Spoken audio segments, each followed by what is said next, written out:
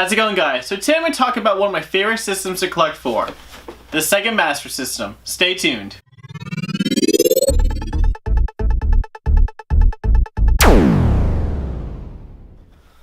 Alright, so I'm going to talk about a brief history of it, go over some really cool things about the Master System, and then talk a bit about my collection.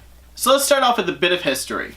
So the Sega Master System came out in 1986 to compete with the Nintendo Entertainment System. Although it was a much more powerful console and pretty advanced for its time, unfortunately it did not do well in comparison to what the Nintendo had to offer. So the Sega Master System, labeled as a Mark III, came out in 1985 in Japan, followed by being labeled as the Master System in 1986 in North America, in 87 in Europe, and then 89 in Brazil.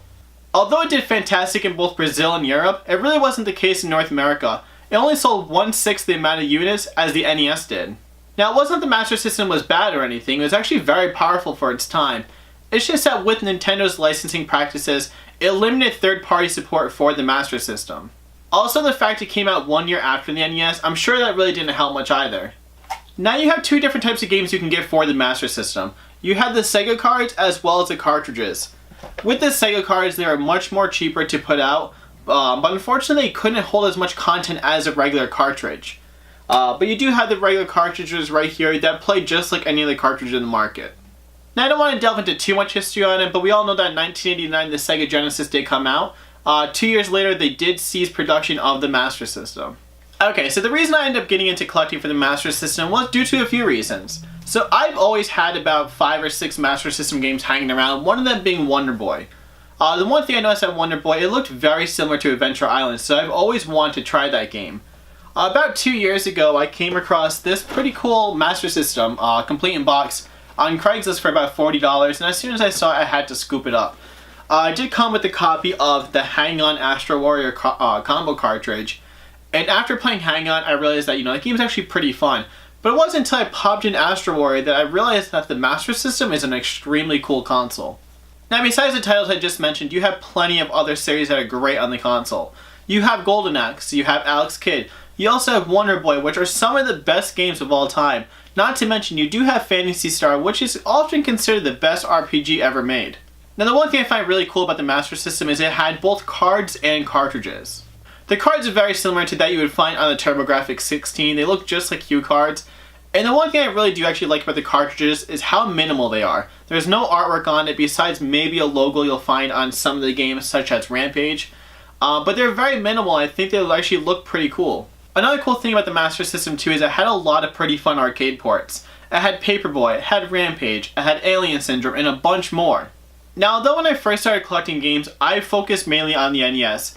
I've gotten pretty high up there on my NES library where I wanted to branch off into something new. Now, I'm a huge fan of 8-bit consoles, and when I actually dabbled into the Master System, I got a chance to really play it.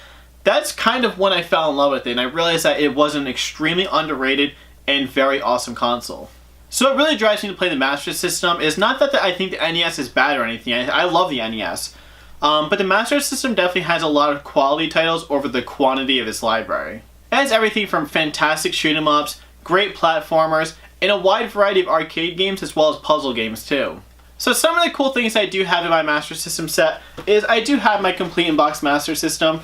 It's not in the best shape in the world. The top flap has some folds on it. It has a little bit of discoloration here and there.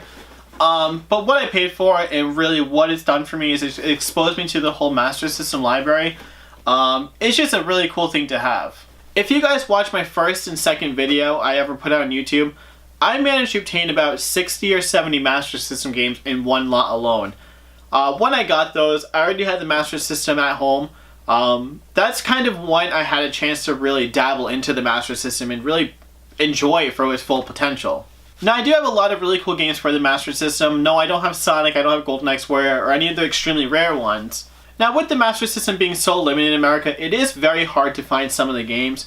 So unfortunately, unless you have some of the quality titles, it is really hard to really appreciate the system. So some of the better games that I have in my collection is I do have the full Wonder Boy set. I do have a copy of Psycho Fox. I do have Phantasy Star. I do have also the full Alex Kidd set. Power Strike, and about 70 or 80 other games too. Now, I don't only love the console for what it's worth, it's just something that's extremely fun to collect for. with how obscure the games can be, walking home with one game every time you go to the game store can be pretty rewarding. Currently, I'm at about 94 or 95 complete in-box Master System games. I unfortunately don't collect loose because with how small the library is and how much time I really have to collect for it, I want to make sure I take my time and go for a complete in-box set. Now, another thing I find really cool about the Master System is a very unique design to it. Now, the console itself doesn't look like anything else out there. Also, the controller is pretty cool, it's comfortable, but it's just like an NES controller. Unless you have the one where the wire comes out the right-hand side of it, that can be a little uncomfortable to play with. Now, I could keep going on and on why I think you should own a Master System and why I personally enjoy it myself. Now, if you're a fan of any type of puzzle games, RPGs, shoot-em-ups, arcade games, or platformers, the Master System is something that you should definitely own.